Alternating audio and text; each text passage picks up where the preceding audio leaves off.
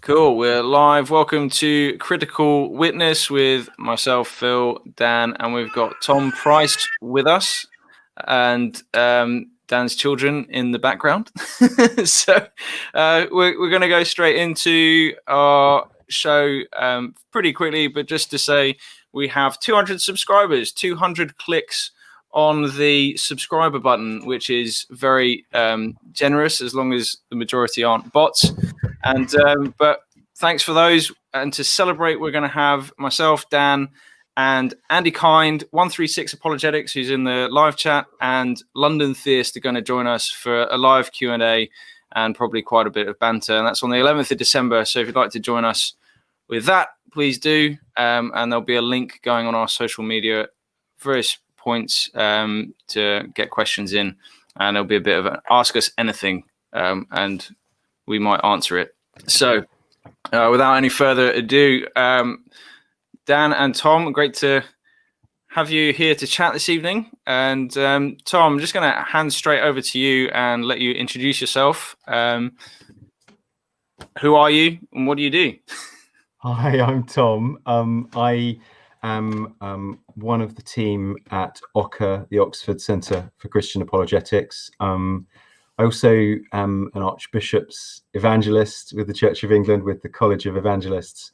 And I am, what am I? I'm a dad, I'm a husband, I've got 3 kids and a doggy, and a wife as well. And I have particular interests around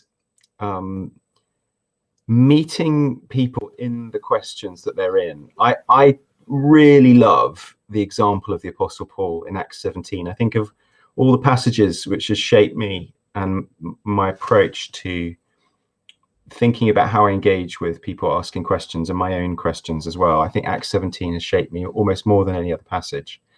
And how Paul wants to understand culture and make sense of culture and find the moment where he speaks into that culture. So that's what I'm interested in. I'm involved in training people in sharing their faith, and have been involved in that for about 12 years as one of the tutorial teaching lecturing team there at OCA, the Oxford Centre for Christian Apologetics. And then I'm also involved in speaking. I speak at CUs and in the marketplace sometime. I speak in churches and love showing people new tools and new ways to open up discussions of life and faith.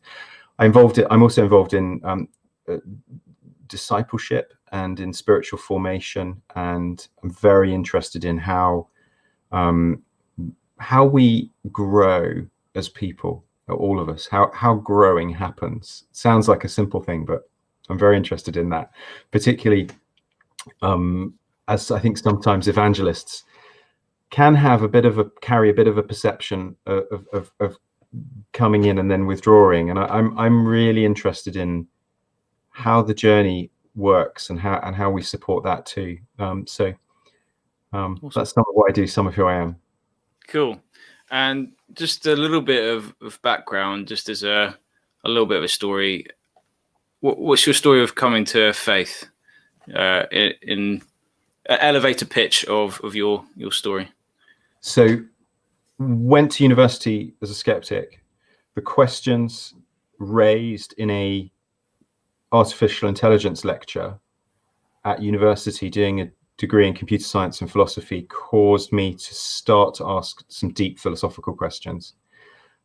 Concurrently, I was watching films which validated and encouraged my existential, my actual heartfelt questions.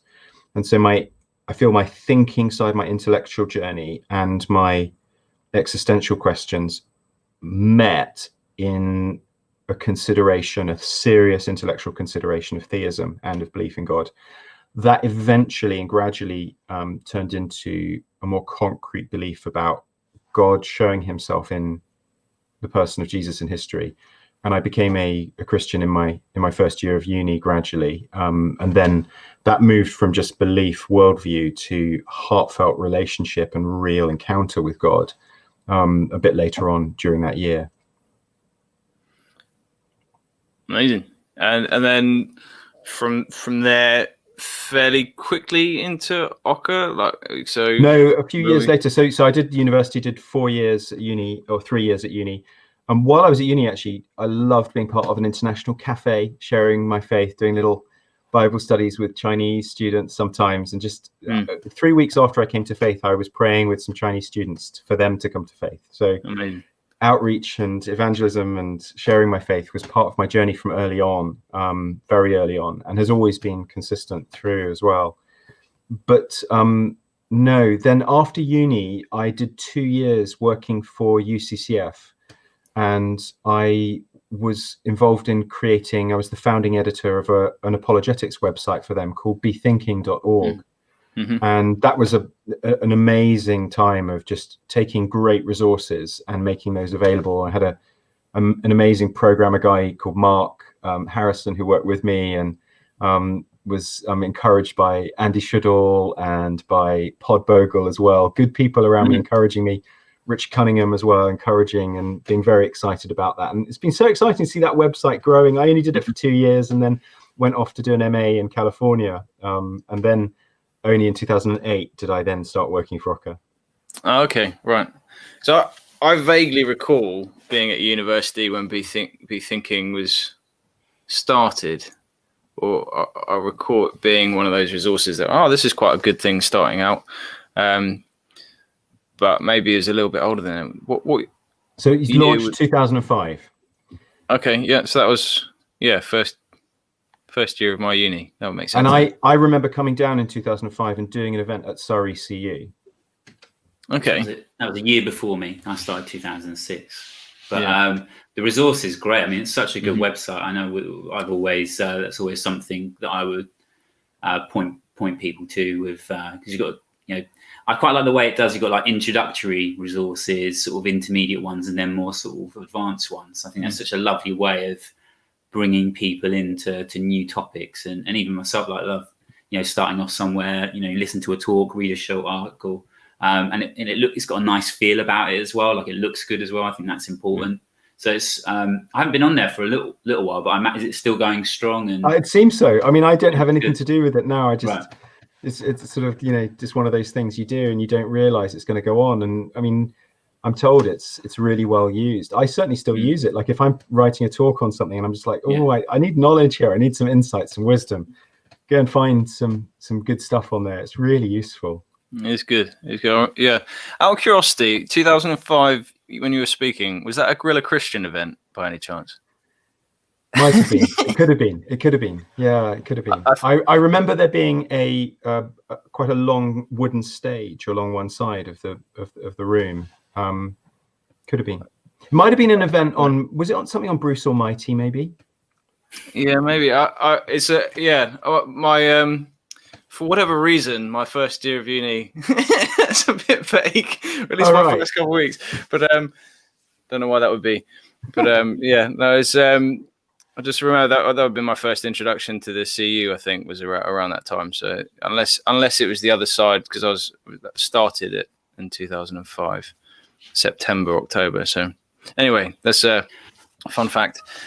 So going on from Be Thinking and where we're kind of discussing today, you seem to be known for. And we recommended you by Claire Williams recently. She mentioned your name as someone who interacts well with others and definitely helps teach Christians to interact well with others. And it's from her conversation, then I saw you interacting with a couple of atheists on Twitter and thought, hey, this would be a really interesting conversation. Religion is quite divisive. How do we, as a topic, particularly online, how do we engage a little bit better as Christians? So I'd just be interested in, your thoughts. Is it religion? Is it humans? Where does this division rise from? Dan can then engage with some other questions as well that he probably has, and kind of go from there. What was your experience, the cause of this? Were you asking Dan or me? Tom, go for it. Okay. So I mean, the causes are. I mean, it's multivalent. Just so many different causes, and when it comes to online, just every cause is available and everything is playing out simultaneously.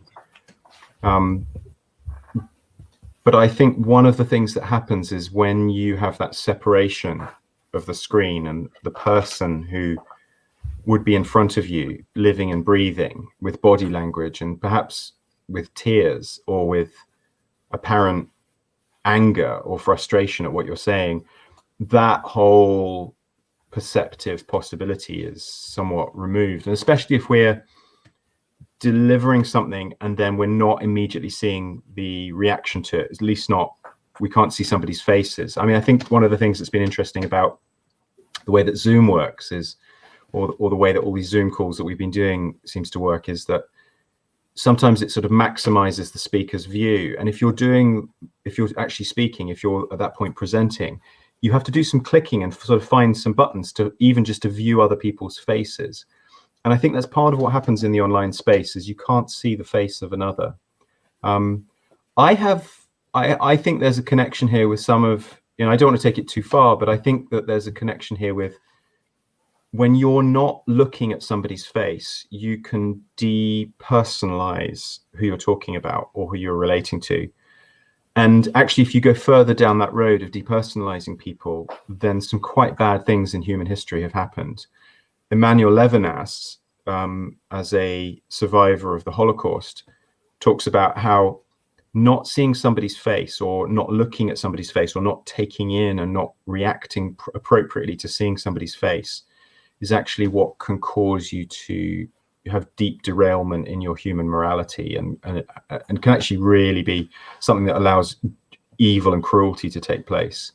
So, I mean, there are all sorts of other things going on in the background. We've got massive politicization of apologetics. Mm-hmm.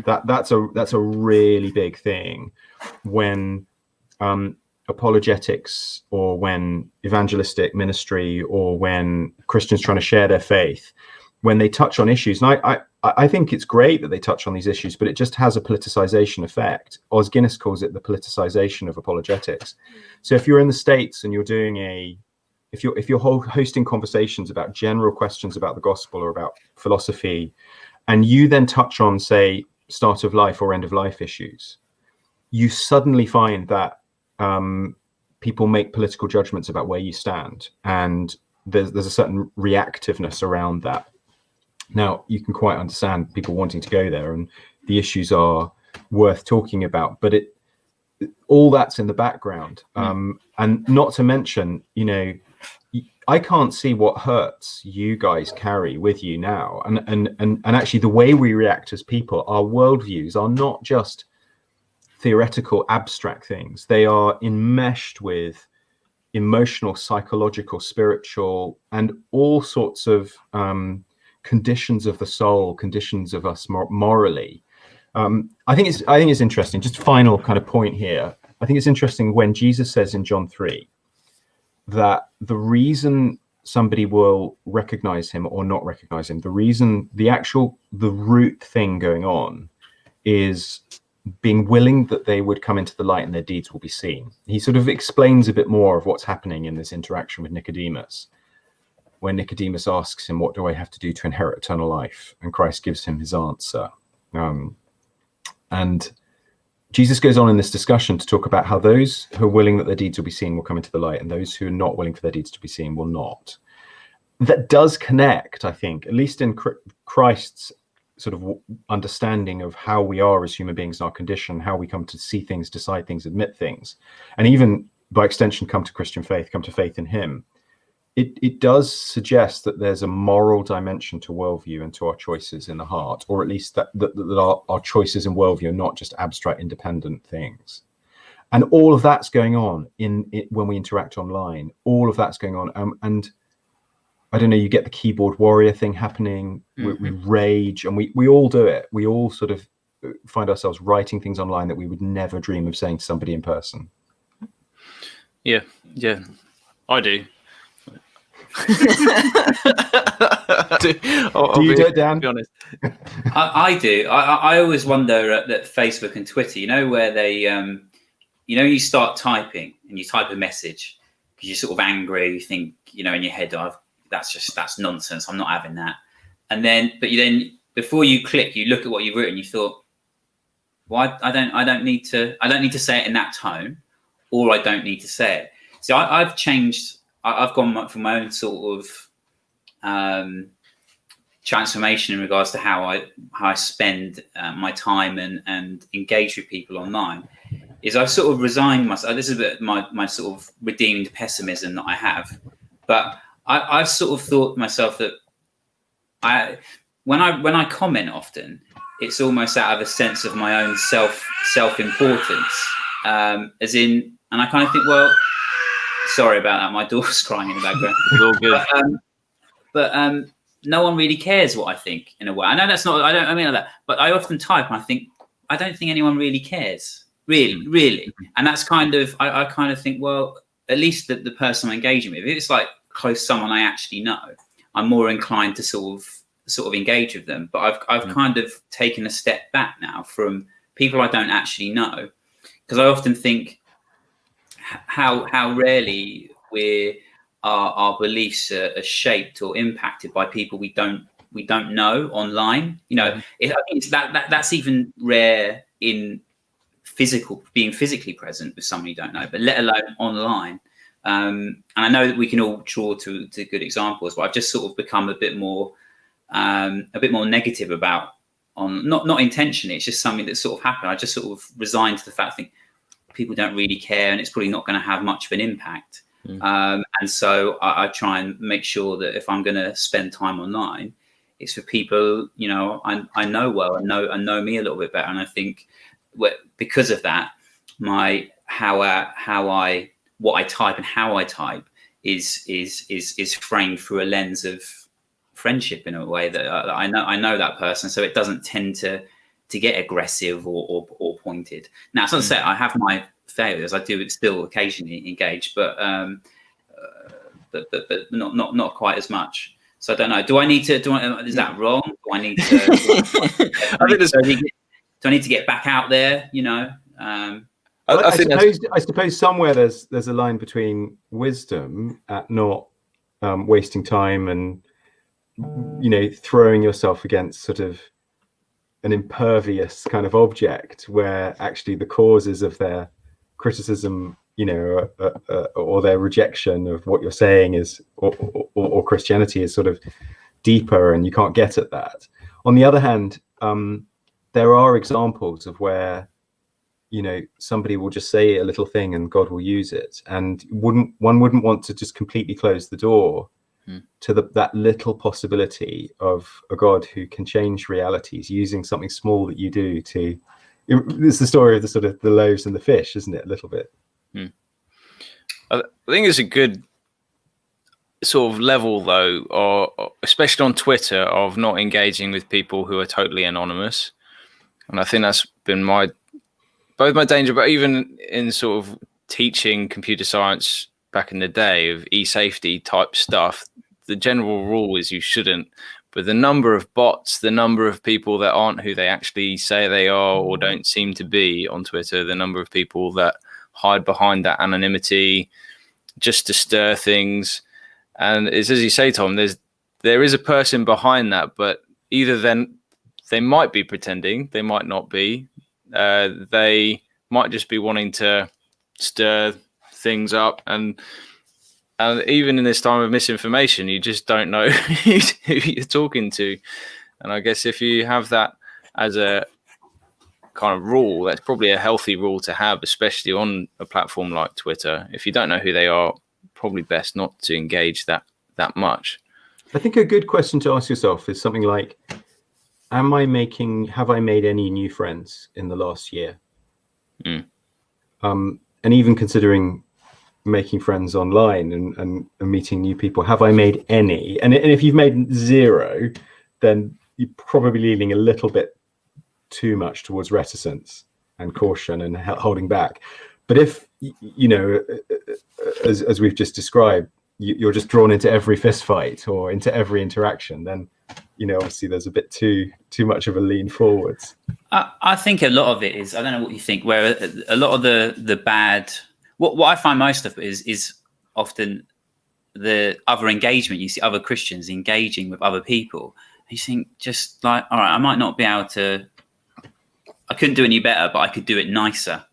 And there is something about any belief, like hardly anyone. It's not that truth doesn't matter. Obviously, I'm not negating the value and importance of truth, but anything that's true, irrespective, not just Christianity, people are very rarely persuaded to move away from falsehood to truth by someone who is rude, mean, condescending, even if what they're saying is true. And it just seems like a lesson that Christians you would hope and would want them to know that, but it's often not the case online. Because I don't know, have you ever been persuaded by someone who's rude, arrogant, and condescending, even though what they're saying is true? It's not very likely. Okay. And even if something is, even if somebody tells you something that's true and they do it in a condescending, rude way, you don't want a relationship with them afterwards. No. You don't want to continue friendship with them. Alvin Plantinga has a phrase for this exact thing you're talking about, called hardening the posture. And he talks about how, whereas sometimes a confrontational approach will harden the posture, sometimes a less direct approach can actually allow a conversation to happen. I think Blaise Pascal is genius. I think he balances together some very interesting themes. And if you read the Pensée, which, as we know, he didn't finish and get to arrange as the way he wanted to arrange it, but you've got quite hardcore mathematical philosophical arguments in there, like the wager.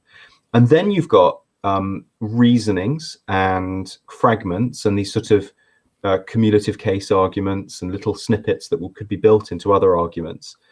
You've got classical apologetics about Jesus, traditional sort of historical Christocentric apologetics. Then you've got these quite interesting other reflections that almost cross into existential philosophy, existential kind of literature, where he talks about his understanding of the heart and the will and the mind and the nature of divine revelation in the way it respects and treats different elements in the human in different ways. So there's some passages where he talks about how we're more persuaded by reasons that we discover for ourselves, or things we discover for ourselves. We're if God could make himself utterly plain to us and utterly clear to the mind, but it might harm or destroy the possibility of something. He says it might help the mind, but it would harm the will or harm the heart. And there can be this sort of, I think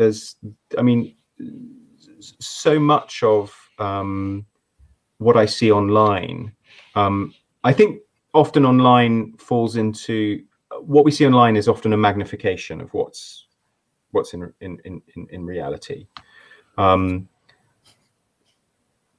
And I think that there is a kind of quite confrontational, brash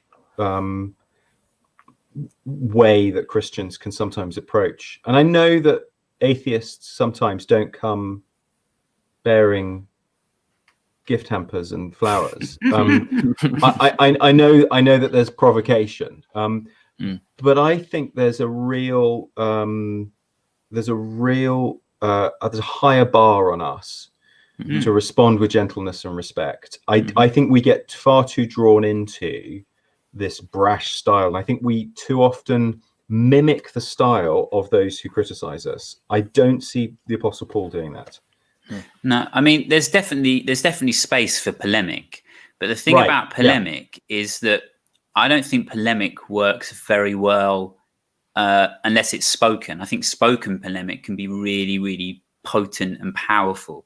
And you know, I've definitely changed my views listening to polemicists sometimes, but it's usually because it's, think about, if you respect someone and you respect them intellectually or morally, etc., and they present a polemical argument, I think someone can be persuaded or change their view in light of that. But if polemics online doesn't come across as polemical, it just comes across as you being rude and sort of horrible trollish type person. So it doesn't really cross that medium very well. So like you're right, like for me, polemics has a really important place in the Christian faith, and the Bible is polemical in many places itself. I don't know what you think about that, a bit more about the sort of the role of polemics. So Jay Smith's a friend, and I've been to hear Jay Smith, who, for those who don't know Jay Smith, he's somebody who was I don't know whether he was one of the main people, but he certainly, for my mind, stuck out the most in terms of people who were going to Hyde Park Corner, Speaker's Corner, and were getting on a stepladder or engaging in debate with Muslims and people of other perspectives who are there wanting to discuss and argue and heckle each other. I think what I loved about the way Jay did it, and I saw him a few times doing it there, and I remember sort of having a cup of tea and debriefing with him a couple of times afterwards as well. What I loved about the way Jay did it was the polemic was fun. Within it there was respect. He knew people's names. He would do what I would say is a wink and a smile, knowing that he was playing a bit of a game, and he wouldn't get himself drawn into he wasn't drawn into it so that you would come away from it and going, gosh, I'm not really sure if that guy hates the people he's talking to or not. Whereas sometimes I've seen polemics and I've been unsure of whether or not the person is carrying love or carrying a bit of anger for the people they're talking to. And if there's doubt over that, then polemics is not the right tool. But no, absolutely, polemics is part of traditional rhetoric and is part of a persuasive, and it's often a stylistic thing that's related to how cultures express and talk about truths. You certainly see Paul engaging in rhetoric and using rhetoric through the book of Acts, and so it's, I mean, in my mind, it's deeply theologically justified. Yeah, I think the thing is that word gentleness that sometimes gets a little bit of a muddle, because polemic and gentle sometimes don't necessarily go together, and the sort of the pushback on gentle is generally, but I have to speak truth in love, and that sometimes means I have to demolish ideas. And I've had that kind of interaction of I have to demolish these barriers before I can bring the gospel, or bring the gospel along with demolishing it. I don't even know what demolishing an idea really looks like, because generally when someone says they've debunked something, they've generally missed the point altogether, and are starting to make themselves look a little bit foolish. I know I was just, what you're thinking. I read recently from been reading through Nick Page's book of like early church history, which is quite fun, actually. Highly recommend it. It's easy to read and quite a laugh. But his quote from the Didache, it's whatever it is. There's a lot of debate about how we say that. The Didache, the Didac, Didac, yeah. Haven't solved it yet. But just very much, I mean, it's talking about the spirit of a prophet, but not everyone who speaks in the spirit is a prophet, but only if he exhibits the Lord's ways. If any prophet teaches the truth, yet does not practice what he teaches, he is a false prophet.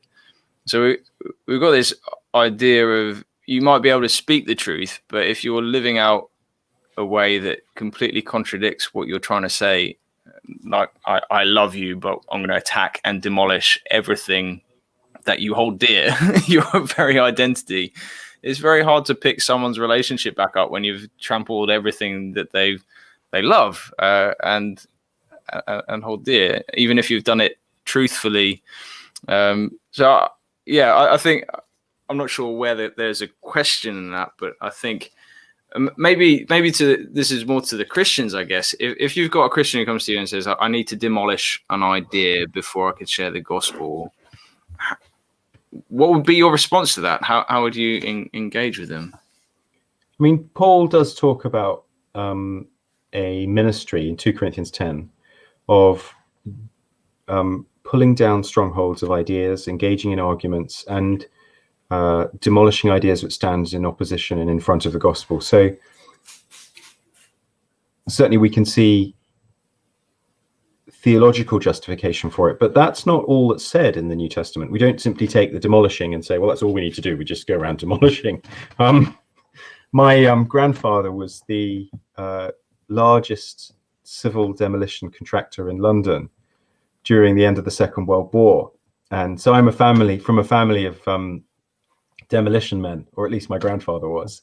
And I think, there's no real point to that. Just I know a bit about demolition, both from my errant school chemistry, which didn't always take place in chemistry labs, but also family. Once you've had some basic training in logic and philosophy, it's actually quite easy to demolish arguments that people raise, and you can make yourself feel a bit better if you're insecure. You can make yourself feel a bit more powerful. And I think that's why in 1 Peter 3:15, the gentleness and respect and the giving the reason comes after setting apart Christ as Lord, because something happens when you put Christ as number one in your heart. When you bow your heart and mind to Christ, he then becomes the primary source of your identity. You don't have to win debates to feel valuable or meaningful or like you are functioning well. You don't have to do that, because Christ says you're okay, you're forgiven, you're right. And so you go into those discussions I think in a slightly less defensive way, in a slightly more open-handed way, and you're less likely to do that thing where you're just sort of throwing out naked assertions, and you're more willing to sort of show your reasoning and to engage with that. Well, I think there's a real place for robust reasoning with skeptics. I'm not against that. I think that's part of it. But what we need to really remember is that most of the people who are angriest about God and are angriest about religion are people who have good reason to be, because they've been hurt by Christians. And that's not to say everybody who has an angry position towards God has been hurt, but I think a number have. So when somebody's angry, I remember being in a skeptics meeting, I was invited by a couple of skeptics societies. One in High Wycombe I went to, and one in Henley, and they invited me to come and do a lecture on critical thinking and logic for atheists. So I took my critical thinking course, and some of the examples are of Christians doing bad thinking. Some of the examples are of atheists doing bad thinking. I went and presented some of my critical thinking material to them and did a session on logic. And I remember having a drink with one particular guy afterwards, and he was just yelling at me, and he wouldn't listen. And I was trying to sort of have a conversation with him, but he just was sort of very, very loudly talking at me. And I don't think he even really, engaged with me at all. And in fact, the other atheists afterwards all said, it didn't seem like he really wanted to talk. He was letting something out at you. He was sort of venting a bit. And so I think we always need to sort of have that eye on things, that people come. It's sort of, applying the thought of be kind. After Robin Williams passed away, there was this sort of movement. Obviously, you don't know the battles other people are fighting, so always be kind. And I think we need to remember that for apologetics. I'd love to see online apologetics adopting be kind. Yeah, that would be ideal. I'm again, my independent pessimist. I can't see it happening. Part of it, I always think that is because men tend to love apologetics. Like, it's awesome that there are loads of women that as I said, I always say, I think most of the best evangelists I know tend to be women, and from my experience, and there is something about men that we just love arguing. We want to win every fight. We don't go to war as much anymore, so we have to. This is all we can get is winning an argument with some unnamed person on Twitter or something. I'll kill people on Fortnite, and then I'll beat people in arguments. Yeah, it is. There's something about the male ego that as much as, because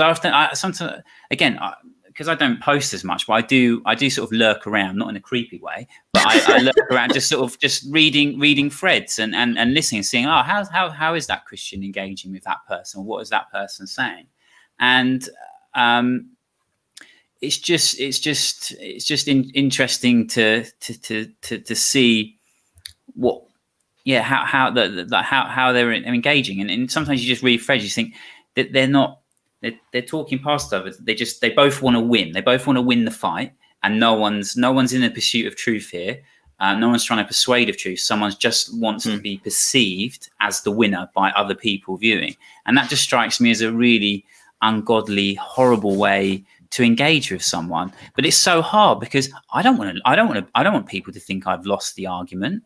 I want to win the arguments, but that shouldn't be the not at all costs. That shouldn't be the goal. But I think for many people, if we're honest, sometimes that is the goal, and often it's really obvious, and you tell that's just something that's driven by the male ego and not by the love of the person, the love of the gospel, and wanting to share Christ with that person. How do we, how do we change that? How can we improve, Tom? We've already said some things. I remember when John Lennox was doing a sequence of debates, when he was really in the thick of conversations and debates with Christopher Hitchens and with Richard Dawkins.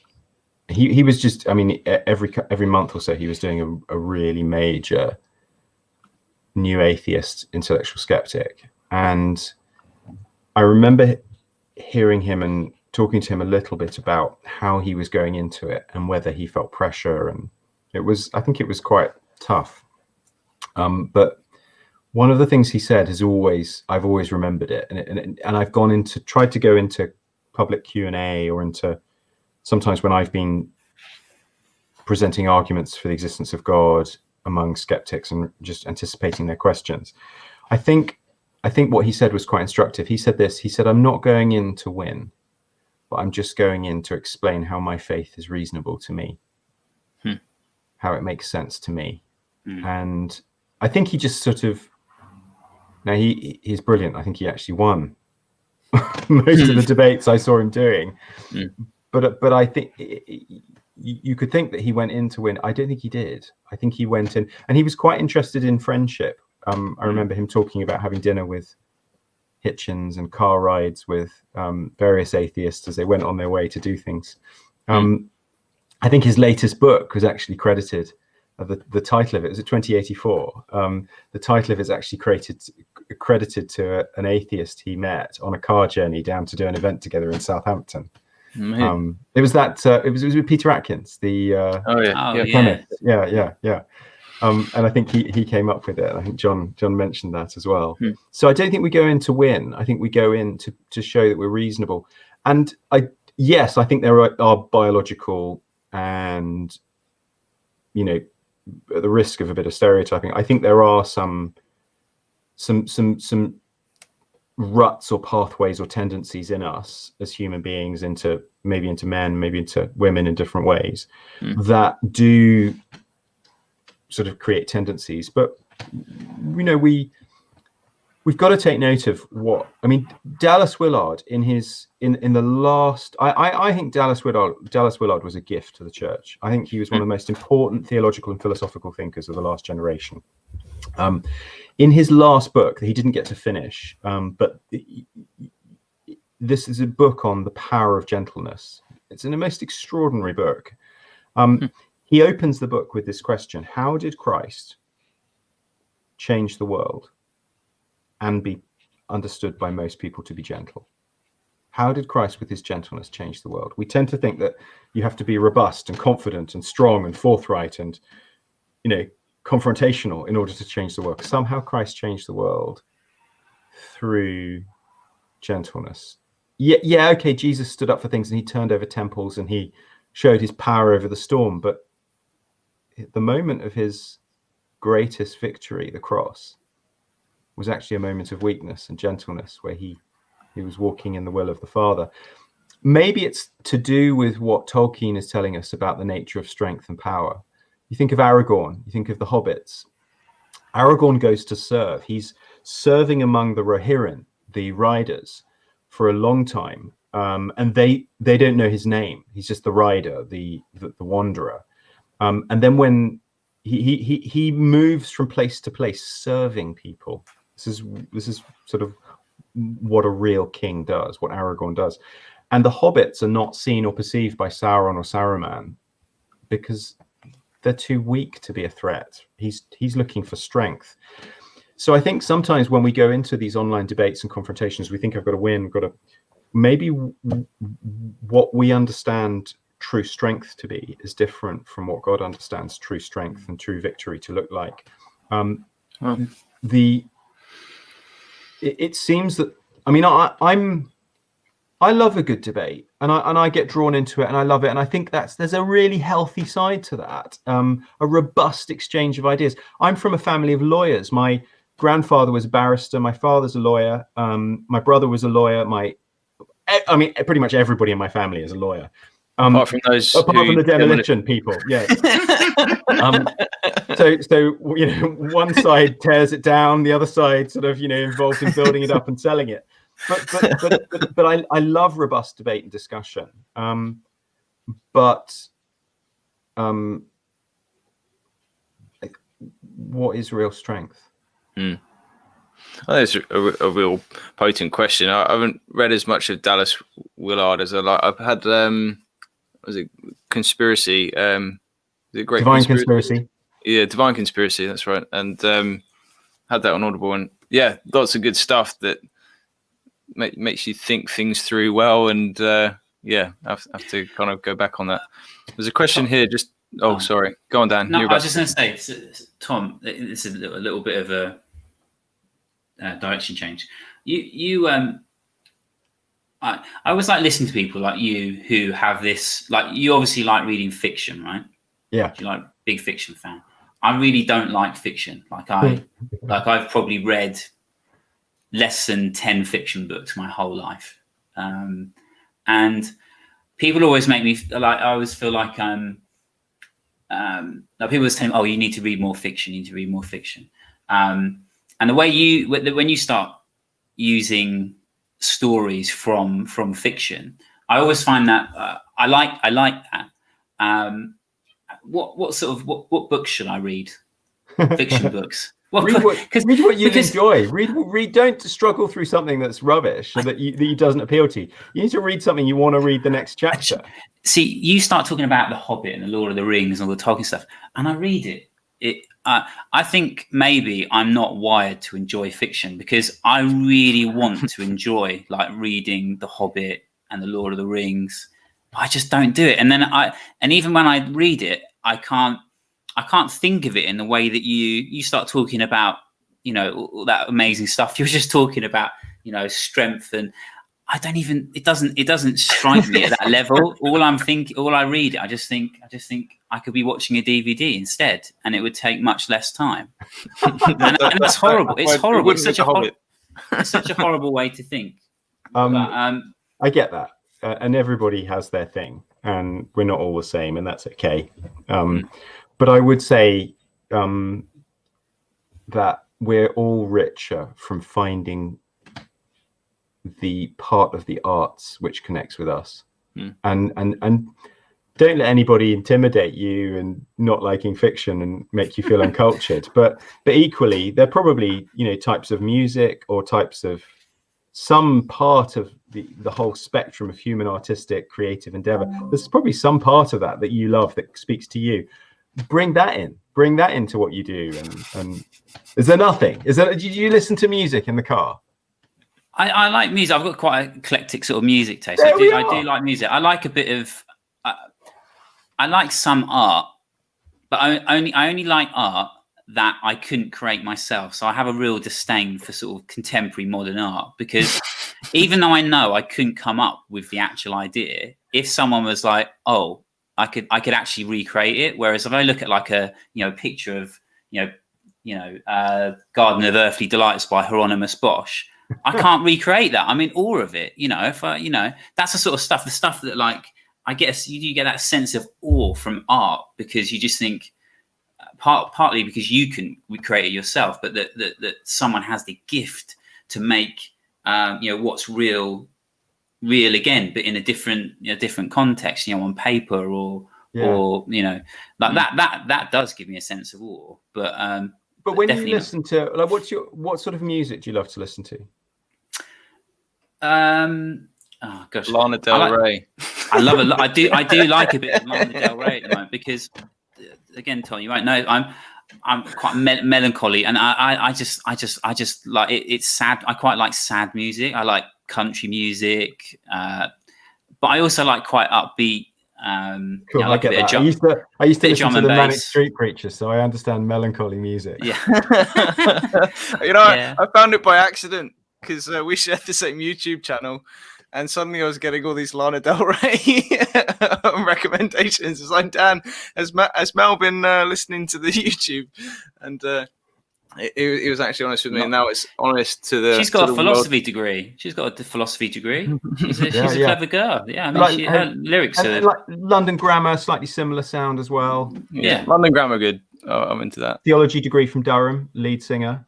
Oh, really? There you go. Yeah. So here's a question to ask yourself when you're listening or watching something. It's a question I always try to ask: is what is this saying? What is it getting at? What is it saying? And you can ask that question when you've watched an episode of Star Trek, or you've listened to a Lana Del Rey song, or if you've just watched a major blockbusting film, or if you're walking around an art gallery. What is this saying? What is its topic? What's its question? What's it getting at? You don't need any more than that. Just start with that, and you'll find that things fall more open for you. No, I think that's a really helpful question. I think it's often I watch or will listen to something, and I don't know what questions to ask. But actually, that's such a simple question to kind of reflect on. I think this is quite interesting you point there, because I think there's some people feel the same way towards the Bible as you do towards art and getting into books, like fiction books. That and someone reading Numbers or reading Genesis just puts people off, because they just don't know how to access or unlock that. And I think just like we need to almost read the Bible in community, often art needs to be explored in community, and you have people talking about it. And I think is it having someone like yourself, Tom, sharing a theme from a movie. We're like, I was really bored in that movie, and then suddenly you're like, oh, maybe I'll have to engage with that in mind, and it will unlock something. Maybe it won't, maybe it will. But I think that's kind of, in some ways, what happens to us when we engage with the Bible, and someone's like, well, here's this theme. Spot this theme running through and see how that gives us hope and points us to Christ. And you're like, oh, that's unlocked a whole world for me in a way that I haven't been interested in or engaged with before. Do you find that you sort of look for redemptive themes, like in things like I don't try to Christianize it too much too quickly. I'm just looking for what it's saying, and what the filmmaker or what the artist or what the writer is trying to, or the songwriter, what are they putting out there? What are they saying from themselves? What are they kind of trying to illustrate, or trying to I read a quote from an artist. I think his name is Russ Lawhead, and he said what the artist is fundamentally trying to do is trying to say something that's real and find a connection around that with other people. So the artist in some way is trying to be emotionally honest, trying to be honest about their perception of reality, and looking for other people to say, yeah, I feel the same. I feel the same about that. So I think did you hear what I was saying then, Dan, when the camera went, or do you want me to? Yeah, okay, no, cool. I can still hear. Thank you. Cool. So I think just sort of looking for honesty, and actually, to be honest, that is exactly the same thing that we should be doing when we're interacting with people who are journeying towards Christ. Find where we're open, find where the truth is, find where the reality is. That's exactly what Paul teaches us in Acts 17. Where is the moment of openness? Where's the confession of agnosticism that the altar to the unknown God represents? Where's the open door for the revelation of God to come and be welcome in the quote from Epimenides or from Aratus, in him we live and move and have our being. We are his offspring. When we when we have a conversation with somebody and we ask them, so one of the questions I quite like asking skeptics when I'm having conversations with people who don't stand where I stand, is to ask them this question: what's the strongest argument for theism? What's the strongest reasoning for theism you've heard? And I've always been intrigued when Richard Dawkins has been asked that question. Always been fascinated by his answer to that. And he says a few different things at different times, but I think that also gives an indication of how worthwhile the conversation is, which speaks to some of what you were sort of wondering about, Dan. Is it worth wasting my time? Is it worth having a conversation? But if somebody will respond to that question of where's the strong, what would be the thing that would persuade you? What would you need to be persuaded? I thought that Justin Brierley had a really interesting question with what's the name of that of the British conservative thinker who is kind of like the UK equivalent to the Canadian psychiatrist. He wrote a book called The Madness.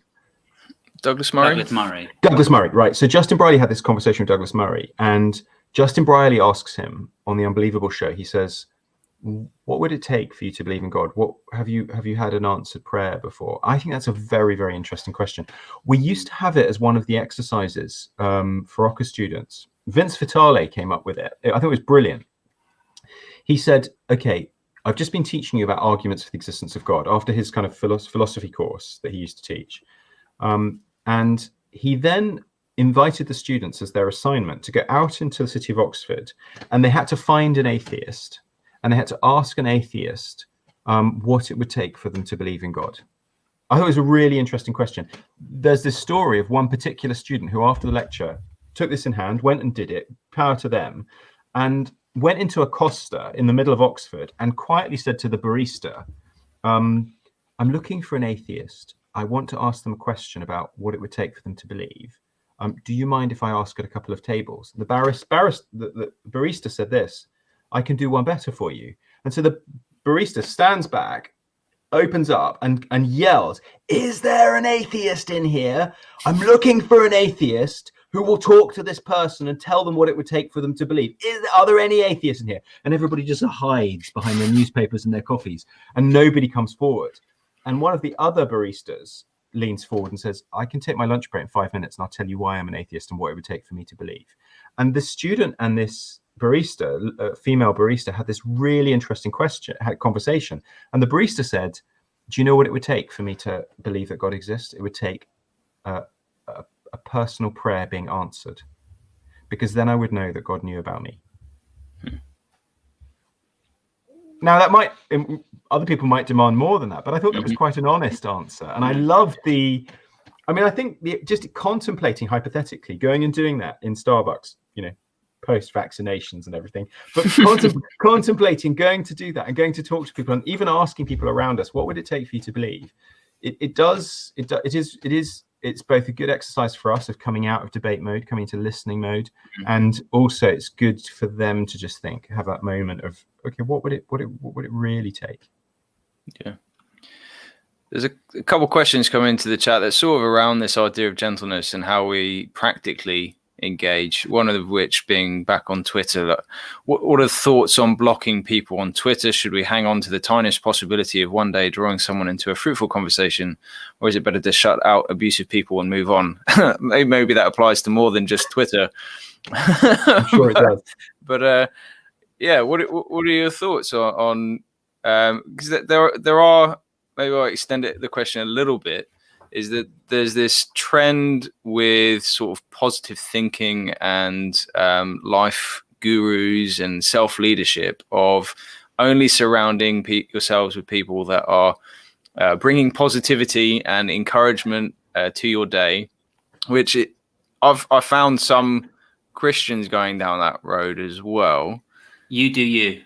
Yeah, you do. So how as Christians do, I guess it's the question is how we balance evangelism, because evangelism is meant to go to people we don't know and may have conflict with us. So what are your thoughts on that, Tom? There's quite a lot in there. I think you can tell the difference between somebody, maybe it's hard sometimes, but I think you can mostly tell the difference between somebody who's being abusive and is just angry and is being unpleasant. They're just you can pick up the rage, I think, if you've had any kind of online interactions. And then you also need to draw a distinction between them and people who might swear and people who might be quite strong, but actually are wanting an answer. Now, there are people who will ask you trick questions, and they will try to trip you up, and they'll try to get you to look stupid. They're in there as well. And sometimes those people, you can have some fruitful conversations with them. It depends a little bit. I would say you probably want to, instead of cutting people off, you probably want to just limit your online exposure generally, rather than creating echo chambers. Having said that, if somebody's being unpleasant, then you don't feel like you're responsible for their eternal salvation. God is responsible for them. It's okay to have boundaries where you protect yourself from people being abusive. You don't have to feel like you have to keep being open to that abuse, because how else will they hear the gospel? That's okay. God doesn't mind you being protective around your own health. But let me tell you a little bit of a story about a friend of mine. The person who was most upset that I became a Christian at university was my friend, John, and he thought I'd thrown away my intellectual credibility. He thought that I had made an error, and we talked a lot about it, and he was not sympathetic to my Christian belief. About 10 years after that, antagonism started to soften a bit, and we started to have more interesting, more open questions about faith, just over a long journey of years. And I'd been praying for him for a long time. It was such a joy to go and visit him after he'd been at L'Abri for a year, and to watch him being baptized in the pond out the front of L'Abri in Hampshire. And he was willing to go into freezing cold water to declare his new faith in Christ. Wow. So don't give up on the hard nuts. God has a way of coming through and reaching, but you also need to stay healthy. I think there is a bit of a danger with creating echo chambers. You've got to be open to ideas and criticism, and you've got to be willing to read the books and to engage with the ideas. Does social media count as an exposure to other voices? I mean, it's sometimes so toxic. I think anybody who spends more than about 20 minutes a day on social media is in some way putting themselves into quite an unhealthy, toxic environment. And I'd really say, just try not to go on for too long, and just make sure you know who you are before you go on. And if you find yourself getting drawn in the wrong way, then just take a couple of days off. It's okay. It'll take care of itself. Yeah, I think that's something that I have to keep reminding myself personally, just from even just sharing stuff with Critical Witness, and just sharing out, and then you get drawn into something and another conversation, and it can be something that's funny at one point, and then it's actually really like it's the jumping between topics suddenly as well that probably does my head in. You end up with 10 different topics in your head with only 10 minutes of sitting there, and you do come out.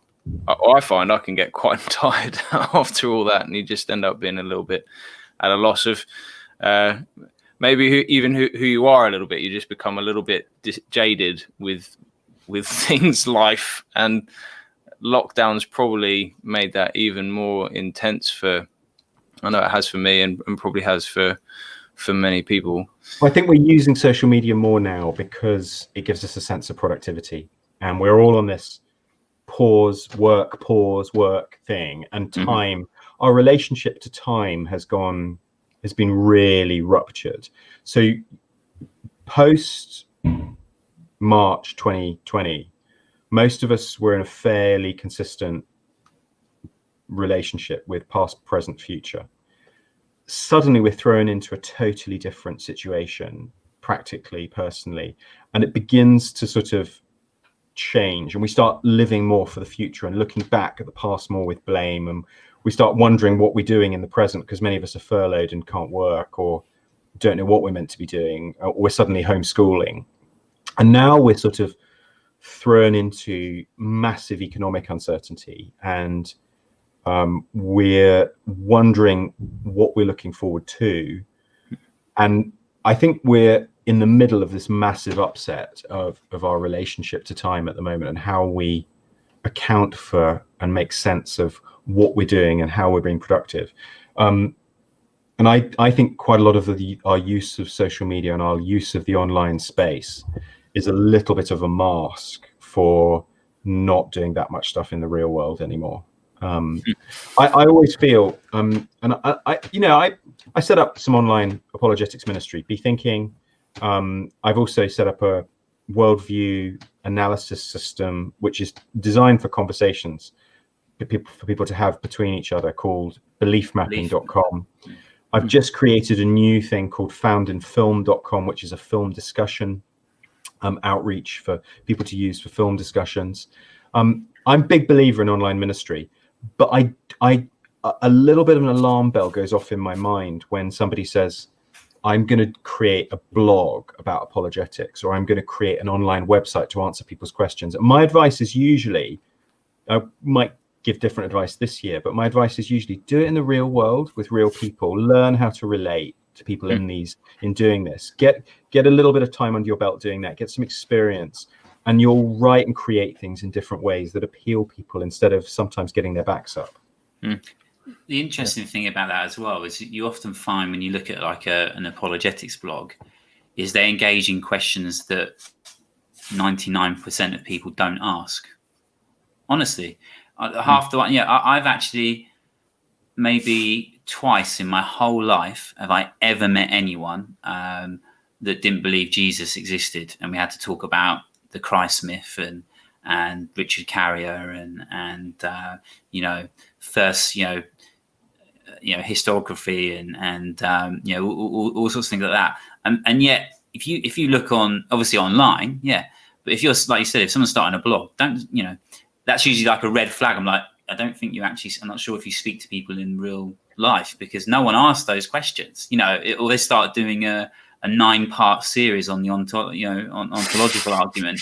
No one, I've never met any person in real life had any interest in the ontological argument other than if they're doing unless they're doing A-level RE. No one. And that's why I don't like, I've watched some videos, I've read some philosophy of religion books about it, and it's interesting, but I don't care. That's no existential bite for me. No, and it doesn't. It's like intellectually, I'm like, wow, that's really clever. Like, I'm not sure how I can show that's wrong. Like, but it doesn't make me want to believe God exists any more than I already did. And it's just those kinds of things. So there is often this disconnect, and I think that winds me up a little bit about apologetics sometimes. Like you said, like it's not. I don't know. It just seems sort of like time could be better spent elsewhere, perhaps having real conversations with people with the questions they have. That are usually like, well, my nan died, or how can I believe God exists because my nan died, or how do I believe God exists because this happened to me when I was growing up, or okay, I've heard more like the Crusades. What about there's also things that it's most often sort of related to some sort of experience or reason that sort of tarnishes the claims you're trying to the good and true claims you're trying to make about Christ and the church. Yeah, I think that's just a rant. Yeah. Sorry. Yeah, no, I think there's something we keep it coming back to though on our conversations is the place of apologetics and its relationship with evangelism. Do you need to be an apologist to be an evangelist? Do you need to be an evangelist to be an apologist? And I think it's probably more that way around, that your evangelism should be about the love for the other, the reaching out with a better story, and more about learning about the other as well, to figure out what questions they are asking before bringing in an apologetic, and even possibly before a polemic. I mean, the idea that Paul just walked into Acts 17 without having done a bit of research about the unknown God and looked into the poets is that's nonsense. He would have had a walk, looked around, asked some questions, engaged with some people, and then he knew, okay, that's a good place to engage here. Plus a bit of the Holy Spirit, I'm sure, in the moment. But I think we have this idea that I know that you need Jesus, therefore I know you need these answers, and therefore I'm going to tell you what before I've even really got to know you. And no wonder people's backs are up by the time we get to the point of the gospel. So yeah, I just kind of on that, just digging a little bit further, there is a question here, so maybe it will kind of help our conversation go a little bit further. So Tom, I know the answer to the question a little bit, and Dean London Theist missed the early part where you'd been sharing your story a little bit with Chinese students early on in your journey. Maybe how would you recommend people get to know other people from other faiths, particularly? What's your experience? How do you encourage people in Oka to do that, to get offline and meet people? What kind of things would you recommend? So I think that theology of culture is really important, and that we have to understand that our use of friendship and our engagement with the world and with culture it can be richer than just using it redemptively for evangelistic purposes or for reaching people, for outreach. The vision I believe God has for every single person and why he created us was that he wants us to be involved in creative, enjoyable work for his glory. And that includes all the different kinds of creative things that we need to do to be part of society and to be building civilization, from starting businesses to performing in comedy clubs to doing podcasts to raising families to building buildings and creating computer chips, growing crops, all of it. And it's not that stuff is valuable because we can use it for evangelism or for outreach. It's just valuable. It's a healthy way of living, and that's how we're made to live. And if we're flourishing and living well and living in the image of God and living in the creation culture mandate, what sometimes it's called, then we're going to have people around us. We're going to be mixing. We're going to be mingling. We're going to have friends. The Evangelical Alliance recently did some research, just published it week before last, I think. And it was asking a question, what's the biggest barrier to you sharing your faith? And they asked, 1,000 or so Christians. And the number one barrier at 44% was, I don't know any people who are not Christians. And so my feeling is that film clubs like foundinfilm.com or hobbies, maybe get a drone and join a drone club, maybe join a sports club after COVID, maybe being involved with the PTA or finding ways to invest in your community and not just sort of for evangelistic purposes, but actually build friendships. Then that's the best way to meet people, to engage with people, is live a healthy life, and then fix your neighbor's gutters. That sort of stuff is how you have a bridge to have conversations. Now, there are certain gathering points where people can have conversations intentionally, and you can find those meeting points, dialogues and helping on an alpha course, and those sorts of things. But and I think there's something we could recover here as well. I think what it would be really amazing to see is evangelists in congregations, people drawn to outreach, people who want to witness. I think we should depend less on pastors to come up with ideas for evangelism and outreach. Mm-hmm. I don't think it's often their gift set. Quite often, they have to be experts in so many different things. I think we need to see the entrepreneurial initiative-taking evangelist being encouraged to create events, supper parties, color runs, sports events, so that there can be the opportunity to sort of put out that wide net, that wide funnel, and say, hey, we're here. If you want to have conversations about faith, we're not going to preach at you and trick you into sort of coming to this event and then do a half-an-hour talk at you. But if you're there and you want to explore these things, then come into the conversation with us. I mean, why not get a handful of alpha invites and put them through the doors in your neighborhood? Why not start a little film discussion club with your neighbors during the next couple of weeks? Use some of those resources on Found in Film or other things. Find the people around you who are interested, who are open, and that's for me the way through. It's got to be natural. Like it's got to be friendship's sake for friendship's sake. But in loving people, and there is a question here about, do you like people? And I think a lot of apologists and people involved in apologetics need to ask themselves that question. Do you like people? And if you don't, is that where God wants you to stay? And I think that we all express that and live that in different ways. And there are all sorts of ways we express our care and our interest in other people. But I think we're meant to be. I'm an introvert, and so I tend to have few but very close friends. But I'm trying to live this out, as I'm saying. I'm trying to build new friendships with people and trying to live in this kind of way. I think that's what we need to be doing.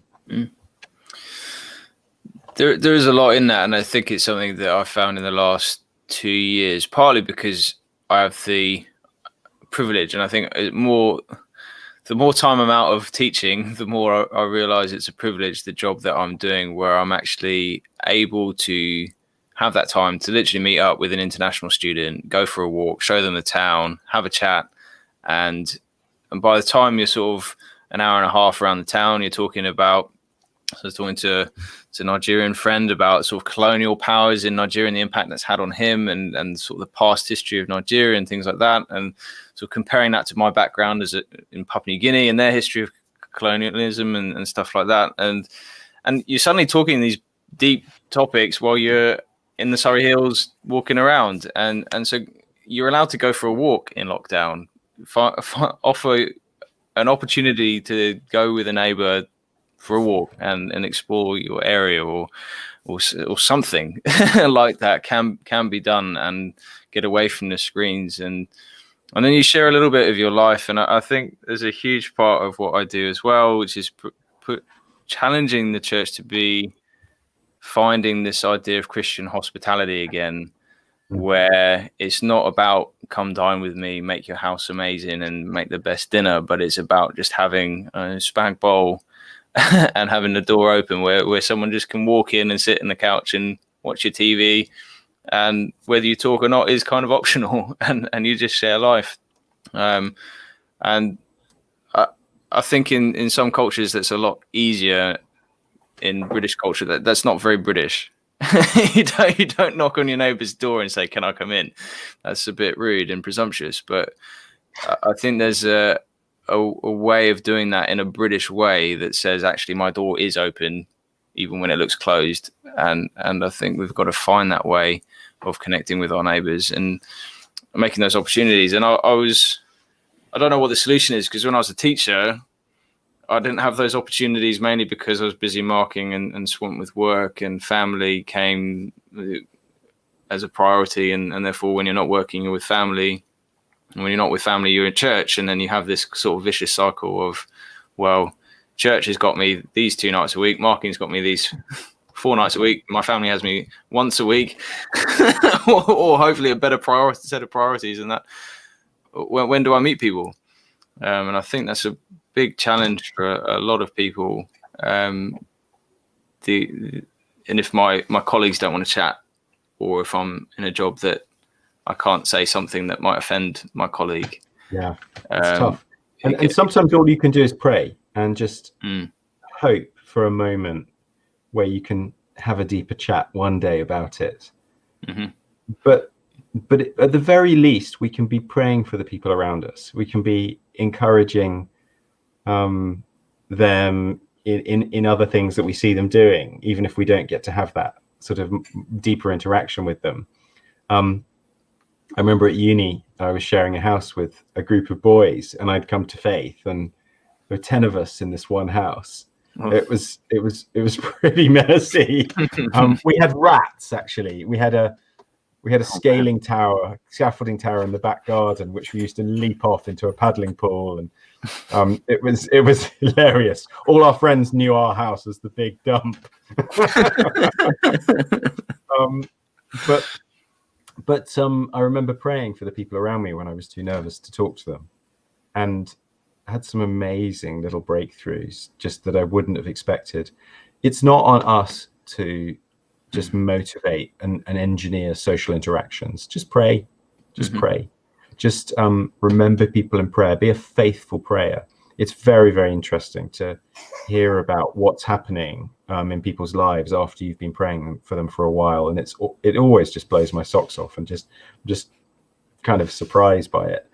When I was studying at Reading, 24/7, the prayer organisation set up a boiler room in the city centre, and there was just this amazing fusion of prayer and a prayer room at the same time as loads of detached youth work. Some of it's in the story.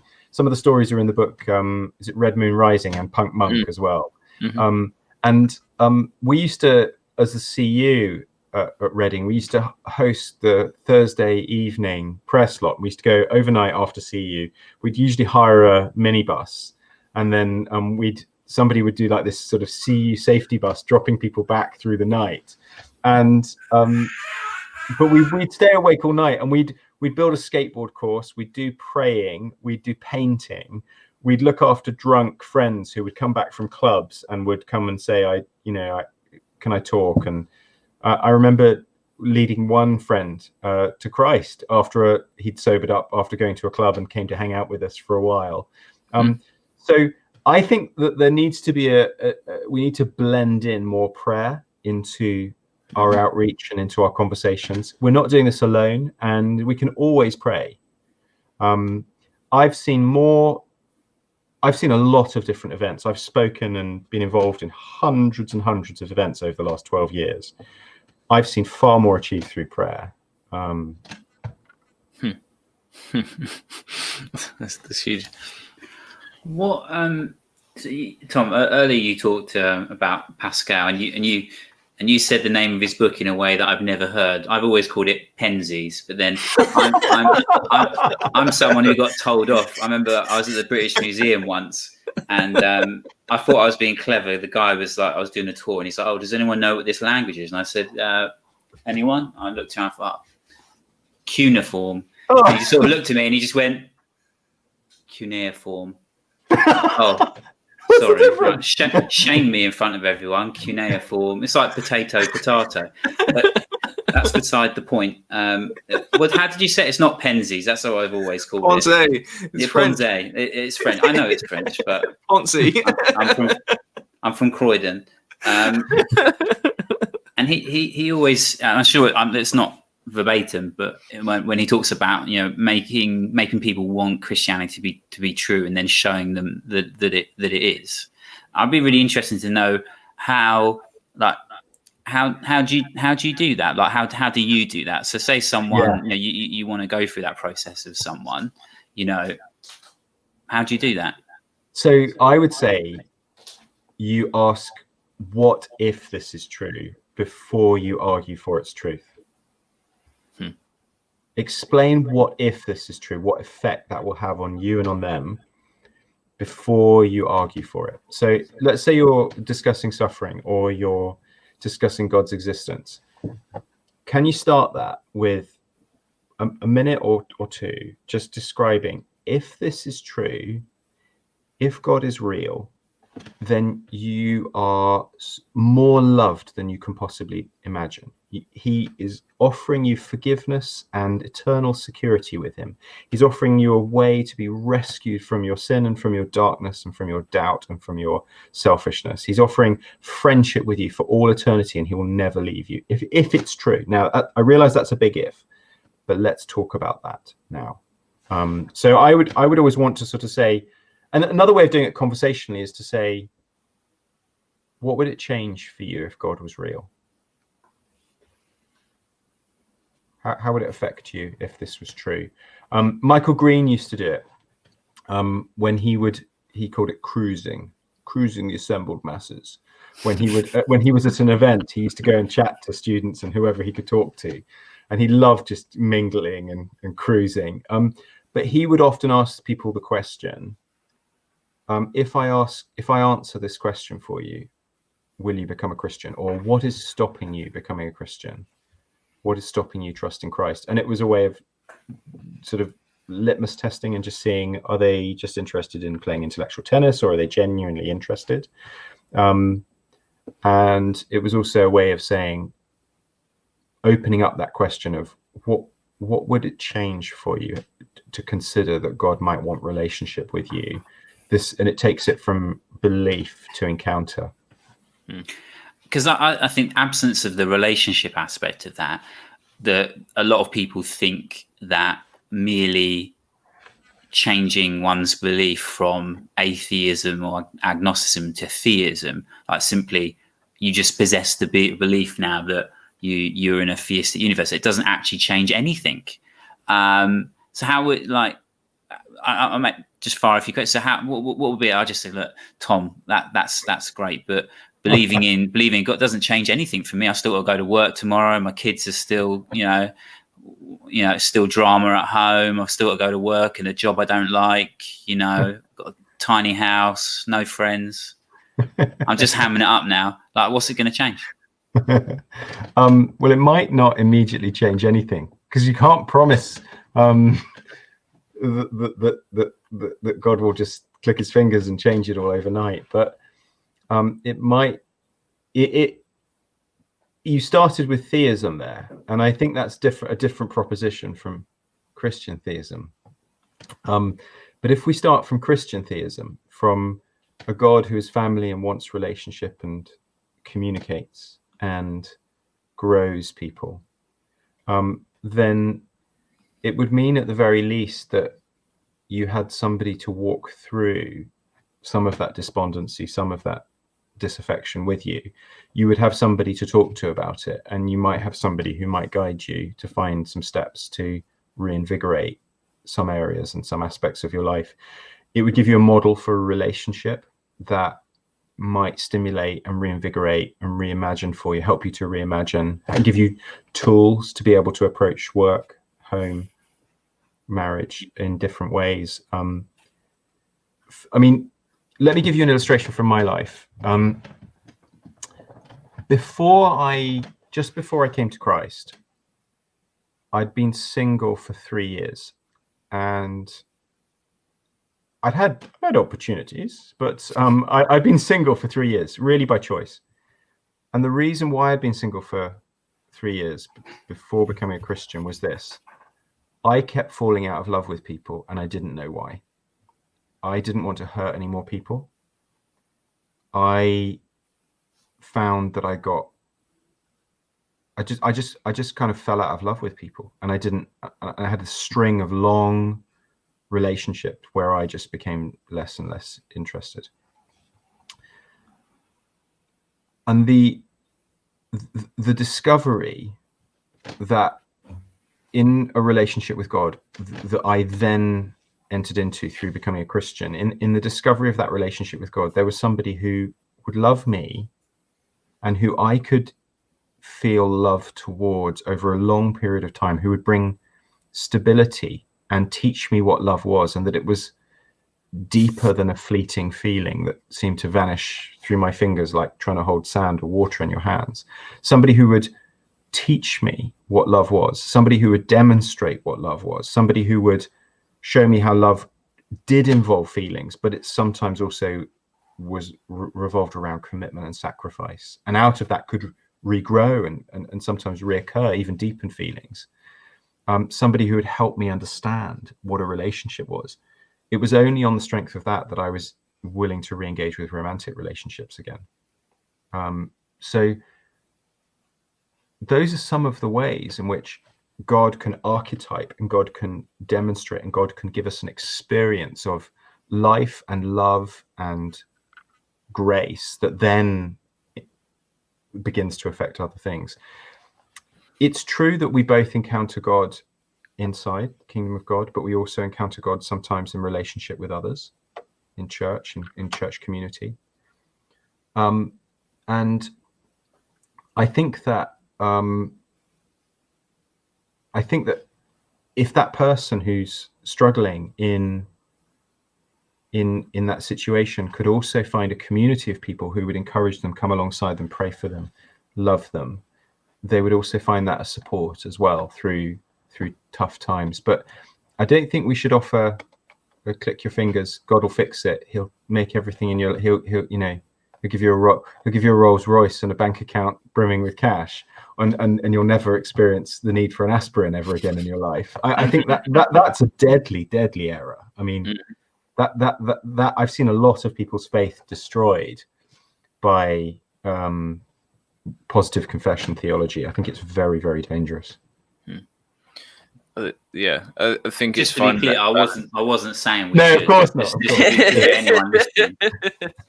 that is a huge part, though, of our evangelism. I think it is. I'm glad you asked those questions, Dan, and you made that clear, because it can be a part of it. It is good news. We do say it's good news, and oftentimes culturally we think good news, well, that means prosperity and being well off and healthy and without suffering. That's a massive part of our culture, is to, I shouldn't suffer if there's a good God, and therefore, if this is true, then why am I suffering?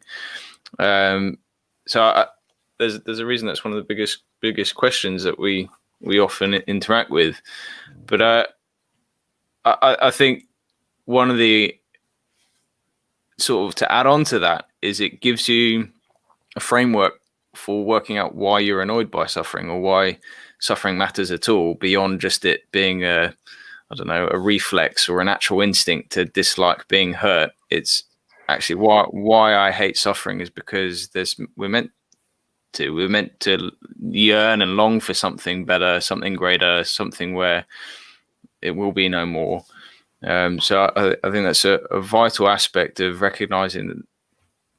Yeah, just walking through the Psalms, you realize that the Bible's not afraid of suffering or doesn't discuss suffering. I mean, even just looking at the cross, an implement of suffering. Yeah, for those who would hold the view that as soon as you become a Christian, your life is going to be full of blessing, and everything is suddenly going to, get better and better and better. The picture that Christ presents is that, yes, you're going to experience joy and you're going to experience freedom in a relationship with him. But actually, he says people will persecute you. He then prophetically describes how the church is going to be persecuted. And we have description of the end times where, this is not going to get better. Things are going to get worse and worse and worse and worse. Sometimes people say, I'm not sure I trust Christ anymore because things are not getting better and better. But Christ says, Luke 22, for example, he says things are going to get worse and worse and worse. So if you see things getting worse, Christ is proved right. And then Christ's own example is that he walked a path not of lavish, materialistic wealth. I mean, he had nothing. He didn't even have somewhere to lay his head. He came from poverty and lived in poverty. And he walked a road and a path of suffering. So exactly what kind of Christianity have we come up with where we don't have to walk the same path that Christ walked? When we're asked and invited to take up our cross and follow him, it's also an invitation to walk in the same pattern of life that he walked.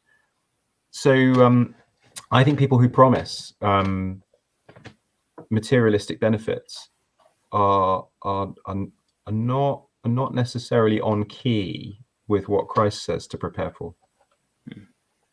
Totally agree. But I would say that I'm happier, and yeah, I'm comfortable Western and in Oxford and have a cavapoo, right? So what do I know?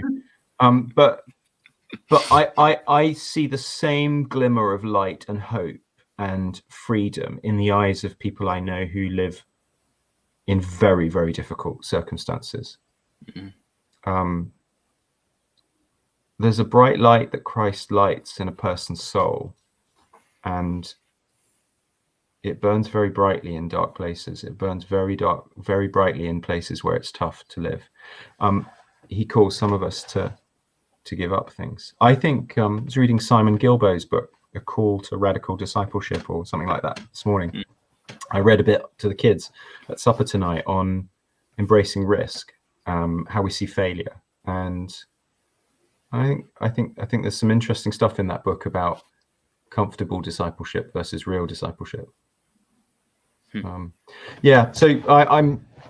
we're digressing slightly into sort of a discussion of materialism and prosperity and stuff, but I've seen a lot of people so hurt. I've seen people pass away, like, I think unnecessarily, because they held off going to the doctor. They had a cancer recurrence. I've seen people actually, examples of people when they refused to acknowledge that they were experiencing symptoms because they were so worried it would turn back the healing if they recognized the circumstance of suffering that they were in, because they thought they were meant to be in the life of blessing, instead of being realistic about actually the path of the Christian life is actually a path of suffering.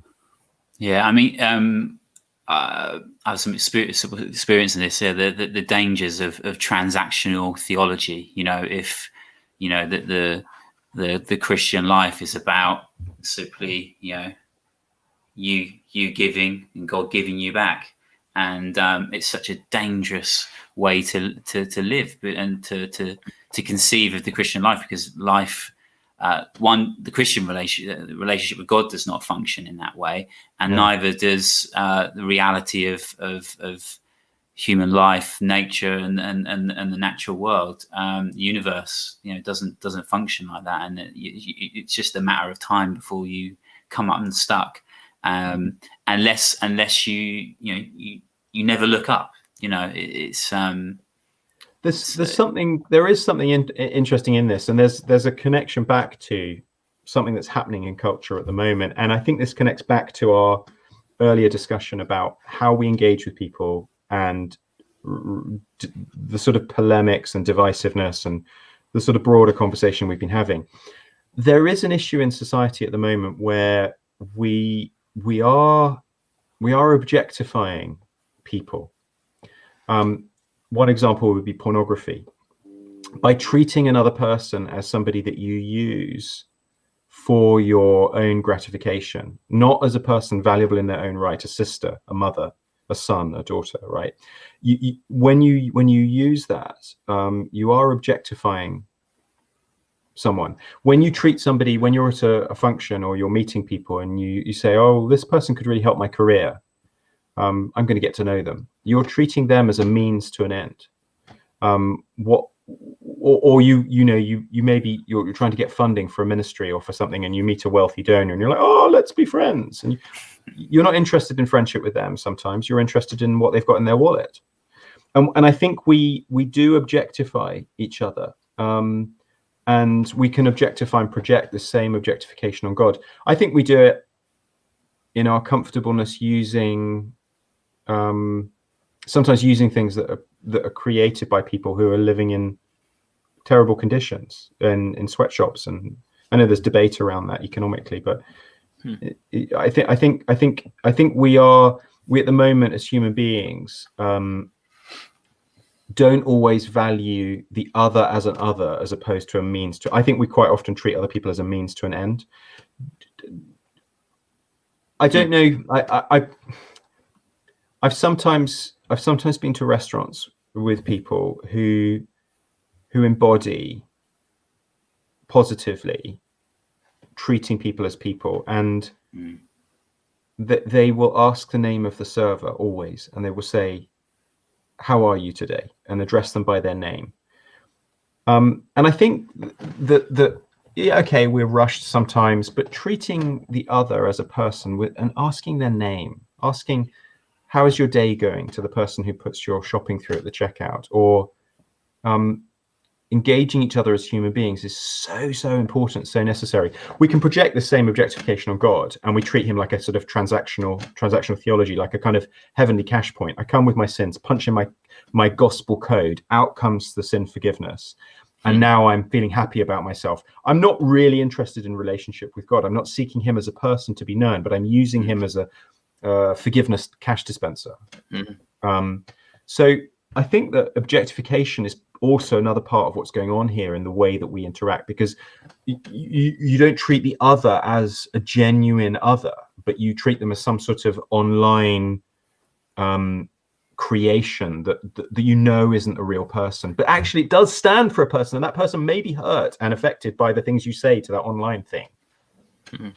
Russell Brand sometimes talks about how when you become a celebrity, you create something and something goes away from yourself and you never get it back, and you don't have real control over it. I mean, some would argue he had more control over some aspects of how he is perceived and what he does and says, but there's a sense that that's a separate self from us, and maybe that's part of what's going on in our online interactions as well, that we know that's happening, and we're prepared to sort of throw stones and throw rocks at those non-real things, but we have to keep remembering they're connected to real people, and we need to dignify those people. I've done a few debates with Justin Brierley on the radio, where he's been a host and he's invited an atheist on. I've done a few things like that, and one of my favorite ones was with a guy called Alom Shahar, who wrote the New Atheist Handbook. And he got this book. He's got it sponsored by the Humanist Society and got it sent to every single secondary school in the UK. But what I have now, I haven't done it for a few years, but we've been in touch a little bit on Twitter over the years, and we met 7 years ago, just to this one afternoon on this radio show. But I had supper with him in High Wycombe a couple of years after that, and we both have affirmed that we actually really enjoy knowing each other and value each other's friendship and conversation. I'd love to spend more time with him in the future. We need to at least have our hearts open to making friends and to engaging the other as the other. There's so much in that, Tom, that's really valuable and necessary for people to hear, especially and refreshing to hear. I hope people that are listening will take it on board, because you can get so caught up in these debates and discussions, and if you aren't in, I think I'm quite lucky that I have a bit of a balance in working in a sort of interfaith chaplaincy, so I am able to engage in these sort of robust discussions with people I actually genuinely like, but disagree severely when it comes to the nature of Christ and God and all that. But if you have one extreme on Twitter and not the real experience in person, it can get that whole objectification thing is really an interesting way to look at it. And I do wonder if that's sort of maybe going down another rabbit hole, and maybe for another conversation, but just how our culture sort of drives us to think like that we're so individualistic that everyone else is a means to an end. And Christians may well have absorbed that. And the way I'm thinking that is that I identify myself in this way, you therefore should speak to me and affirm that you're the person in front of me should affirm me and make me feel better about myself. And right. In some senses, that's an objectification of everyone around you, that they obey the rules of your identity, which is probably not a conversation that we have time for. Going on from here. Yeah, just some loads of thoughts on that. Dan, what are your thoughts? And we'll kind of go to our closing. Well, I was just going to ask something quickly, sort of practical, about in terms of online engagement, sort of some guidance or rules. I mean, I kind of have two rules that I run by. I don't know what you think about it. I just have the golden and silver rule of online engagement is don't type anything in a way that I wouldn't want to someone to type to me, and don't type things I wouldn't want people to type to me. The sort of gold and silver rule really of sort of online engagement, and try and always, whatever I'm doing before I click send, think, right, if someone was sending that to me, how would I receive that?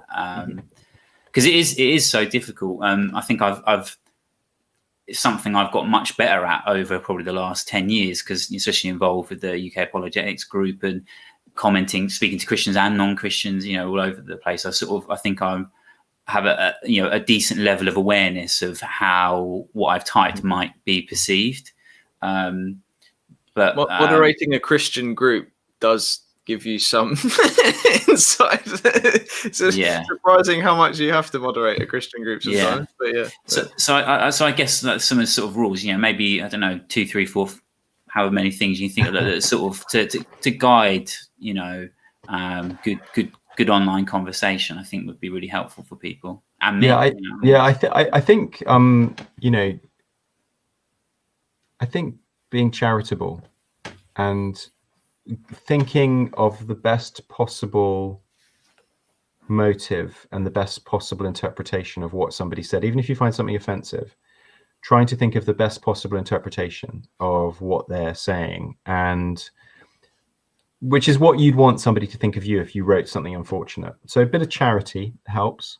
I think avoiding straw manning, it's really important. And the thing that really helps with that is a bit of reading and a bit of exposure to scholarship, rather than just reading apologetics stuff, actually reading philosophy or reading theology proper for yourself, reading primary sources, and testing out.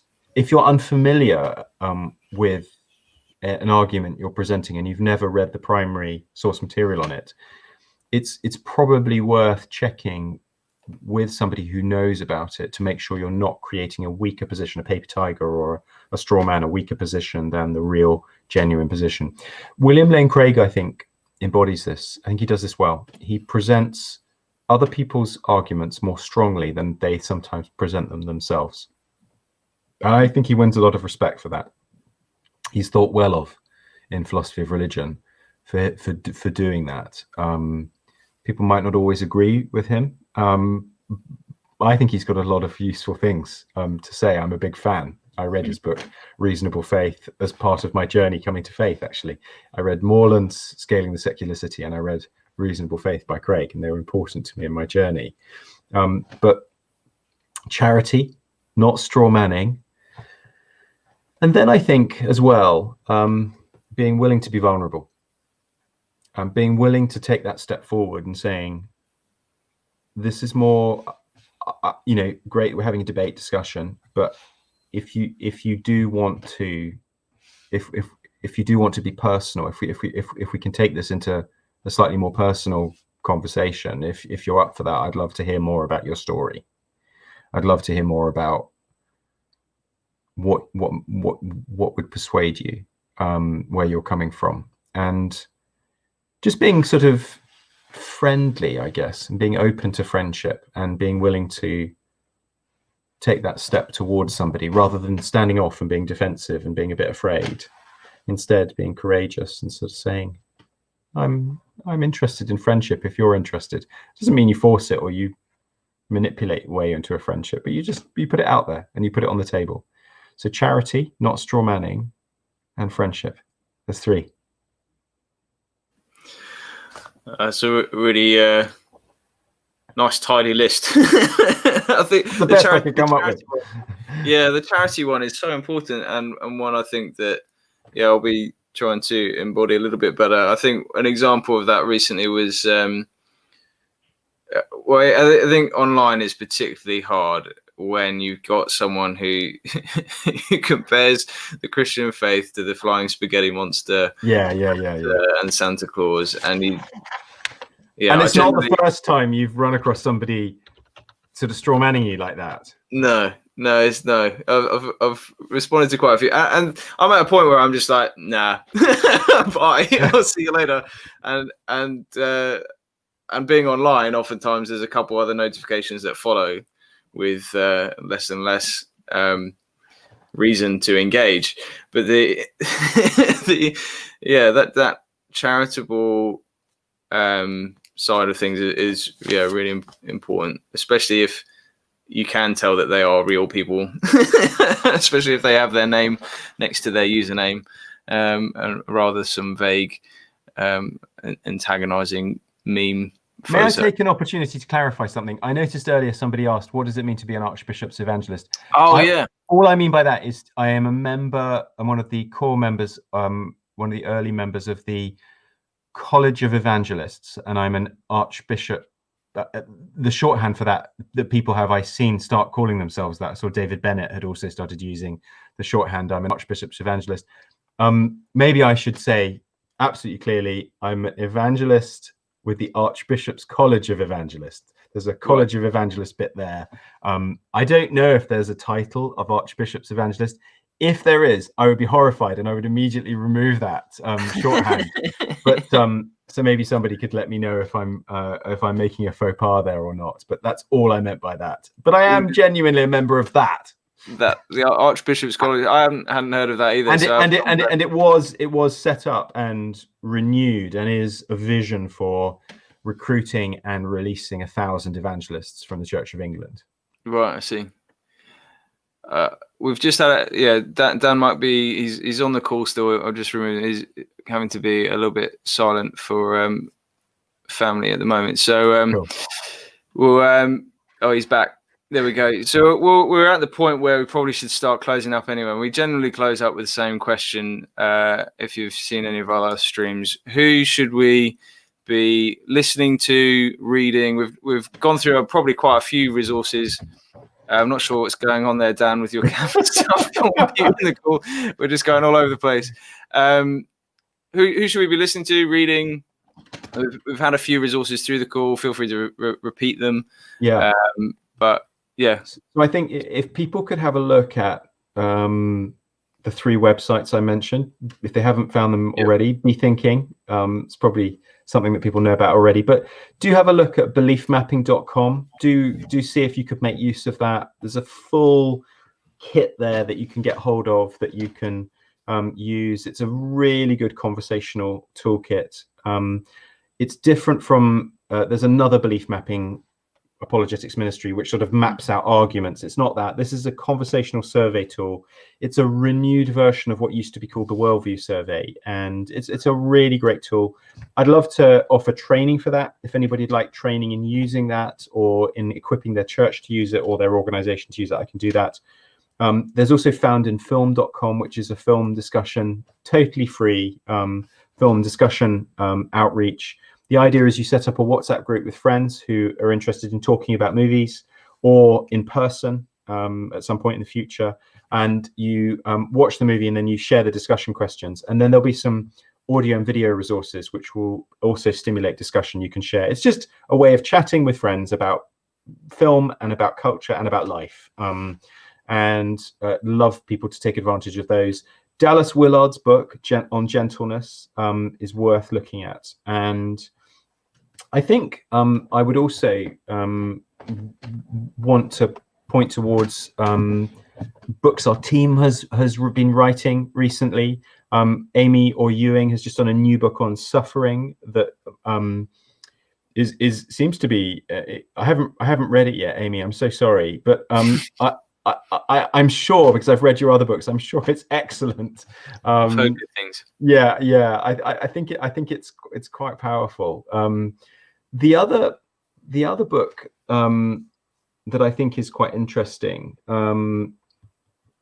is the one I mentioned earlier, Reasonable Faith, and I think that's such good reading for people. I think it's in its 3rd or 4th version now.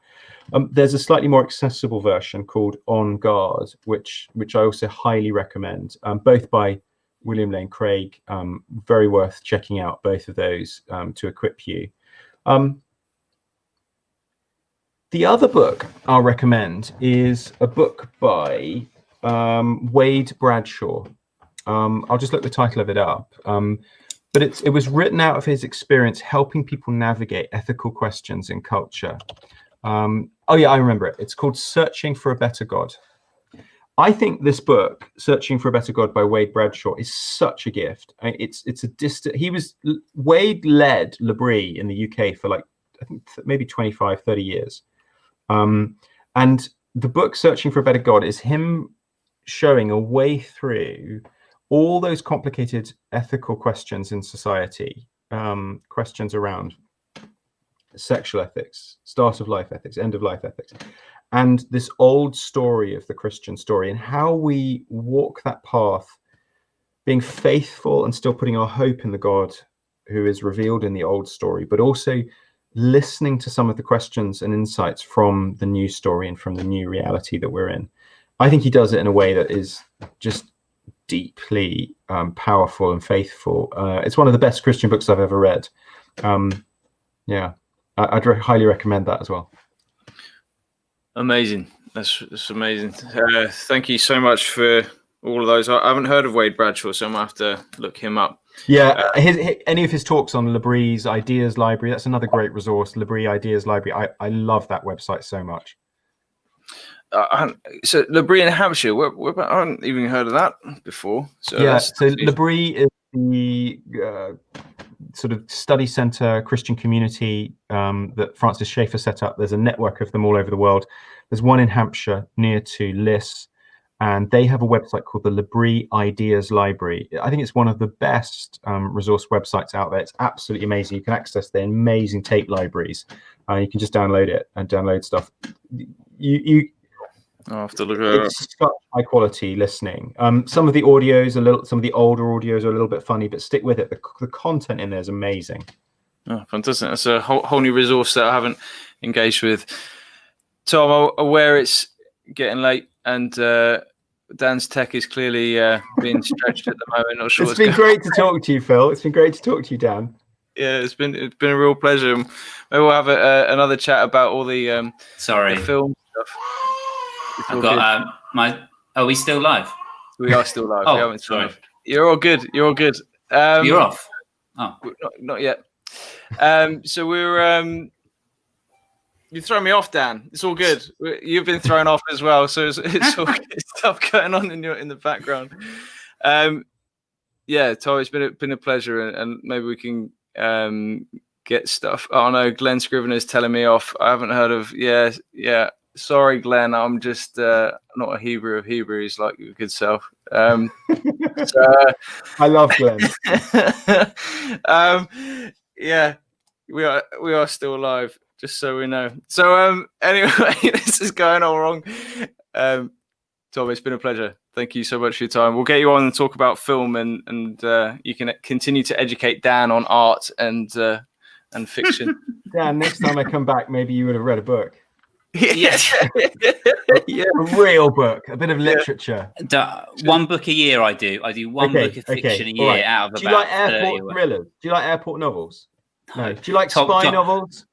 No, I'll be honest, Tom. You're one of a long line of people who've tried, and the problem is, I start reading, I just get bored. I read to learn. And I think when I try and read fiction, I can't mentally. I can't get over this hurdle that I'm not learning anything because I'm playing catch up. I never read growing up, so I'm always playing catch up. So psychologically, I'm like, do you read missionary stories?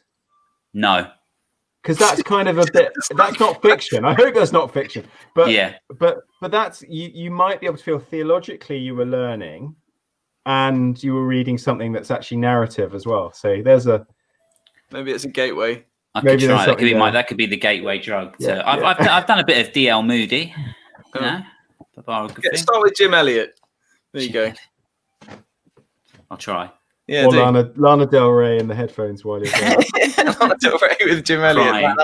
That'll be a depressing story, but at least the outcome for the family is a little bit more hope-filled.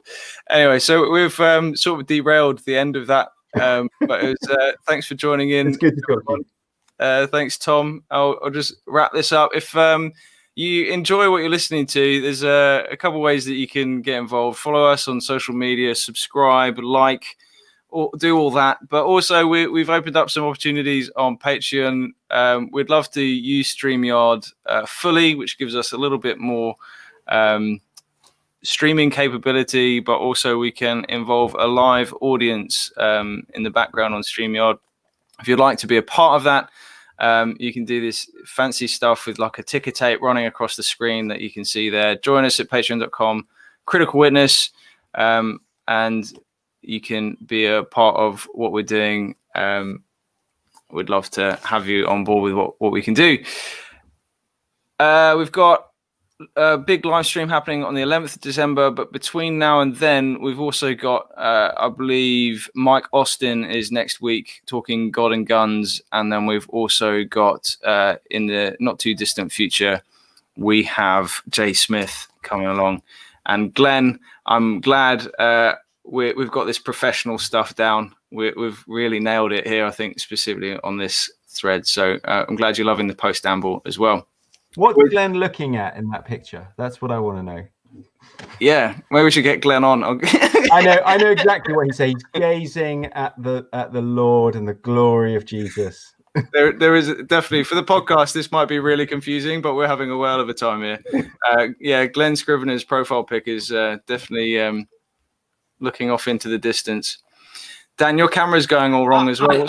I should say I've had some technical difficulties and night terrors from my son and a screaming child. So just to explain, Glenn, there were some. I thought we'd stopped. I came mid-conversation. I thought we'd stopped. We still haven't stopped now, and I'm going to let Phil finish it. All right, I'll click end broadcast. This is just going on forever. So cool. There we go. Leaving on a high from Glenn Scrivener there, and we'll see.